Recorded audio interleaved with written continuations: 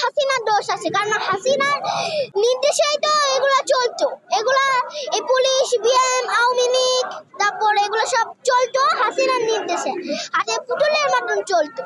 এখন ওরা আমাদের দলে চলে এসেছে, আমরা রক্ত দিয়েছি, অনেকজনকে মেরে ফেলাও হয়েছে, অনেকজনকে কষ্ট দেওয়া হয়েছে, মেরে ফেলা হয়েছে। এজন্য আমি চাই ওকে যেন আল্লাহ যেন কঠোরভাবে শাস্তি দেয়, আর না হয় ও যেন আল্লাহর কাছে ওইটার ভাবে দোয়া করে। এমনিতেও তার অনেক বয়স হয়েছে, সে এখন অনেক পাপ কাজ করেছে, এই জন্য তার এখন এই এর ফলে ক্ষমা চাওয়াটা এটা তার উচিত। আচ্ছা, যদি হাসিনার তার জন্য আমার অত কিছু বলার নেই, আমি জাস্ট এটাই বলতে চাই তার কাছে দুইটা অপশন এখন বাকি আছে। সেই অপশনটা হচ্ছে ফার্স্ট ওয়ান, সে আল্লাহর কাছে তওবা করে ফিরে আসে, ভালো, গুড বেটার। এখন সে দ্বিতীয়ত সে এই বাংলাদেশে আসুক, আমাদের সাথে খেলা করুক, তারপর তার অবস্থা নাজেহাল করে সে অন্য দেশে যাক, কারণ সে আমাদের উপরে এতদিন অত্যাচার করেছে, আমরা কোনো কথা মুখ খুলতে পারিনি। এই জন্য আমি চাই যেন হাসিনা এরকম ভাবে যেন না করে, এবং সেই জন্য যেখানে অবস্থান করছে, যেখানেই আছে সেখানেই থেকে যাক। আবু সাঈদ মুগ্ধ শেষ হয়নি যুদ্ধ, তাহলে এরকম যে করা হলো, তাহলে আবু সাঈদ মুগ্ধকে কেন মারা হলো?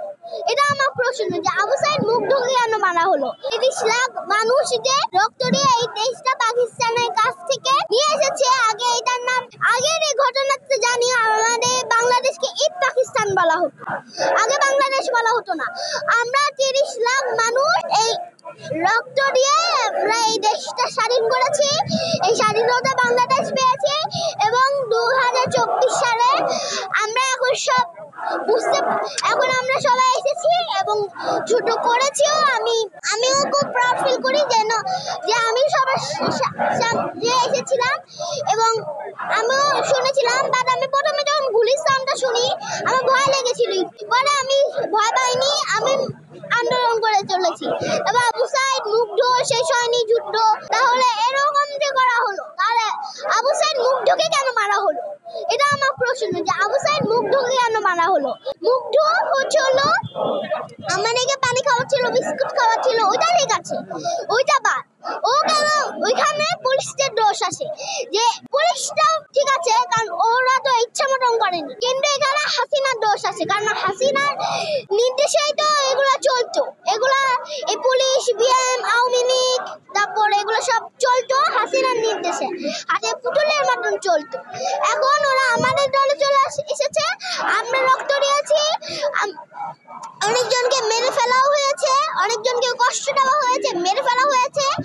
এজন্য আমি চাই ওকে যেন আল্লাহ যেন কঠোরভাবে শাস্তি দেয়, আর না হয় ও যেন আল্লাহর কাছে ওইটার ভাবে দোয়া করে, আল্লাহর কাছে দোয়া করে তার পথে ফিরে আসে। এমনিতেও তার অনেক বয়স হয়েছে, সে এখন অনেক পাপ কাজ করেছে, এই জন্য তার এখন এই এর ফলে ক্ষমা চাওয়াটা এটা তার উচিত।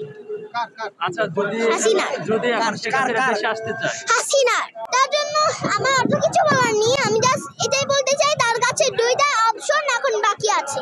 সেই অপশনটা হচ্ছে ফার্স্ট ওয়ান, সে আল্লাহর কাছে তওবা করে ফিরে আসে, ভালো, গুড বেটার।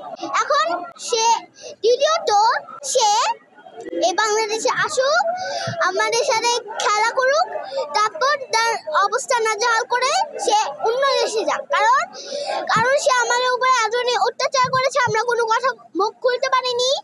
এই জন্য আমি চাই যেন হাসিনা এরকম ভাবে যেন না করে, এবং সেই জন্য যেখানে অবস্থান করছে, যেখানেই আছে সেখানেই থেকে যাক। আন্দোলনের সবাই কি তুমি মিছিলে ছিলে? হ্যাঁ, আমি ছিলাম। পুলিশের গুলি, লাশ এগুলো থেকে ভয় পাওনি? না। ওর বাবা মা তোমাকে আটকায়নি? তোমার নাম কি, কোন ক্লাসে পড়ো? আমার নাম নিহা, আমি ক্লাস কেজি 2 তে পড়ি।